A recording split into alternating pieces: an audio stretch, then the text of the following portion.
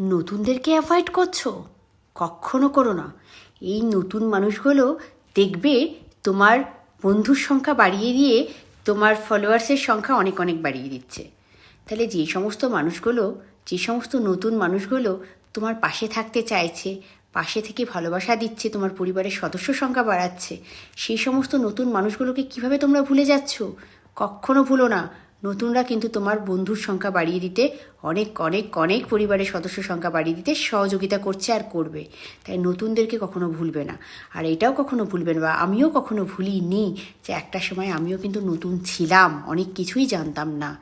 তাই নতুনদেরকে আমরা একটু চলো শিখিয়ে দিই, পড়িয়ে নিই। আর নতুনদেরকেও বলছি, তোমরা একটু শেখার চেষ্টা করো। শুধুমাত্র এটা দাও, এটা লাগবে, ওটা দাও, ওটা করবে, এরকম করলে হয় না। ঠিক আছে? কিছু নিয়মকানুন রয়েছে, সেগুলো গাইডলাইন্স রয়েছে, যারা অভিজ্ঞ তাদের কাছ থেকে একটু একটু করে জেনে নেবে। শুধু এটা দাও ওটা দাও করলে হয় না মাই ডিয়ার। নতুনদের জন্য বলছি, তোমরা অনেক অনেক পরিশ্রম করছো বা পরিশ্রম করে যাচ্ছ, কিন্তু সফলতা আসছে না একটাই কারণে।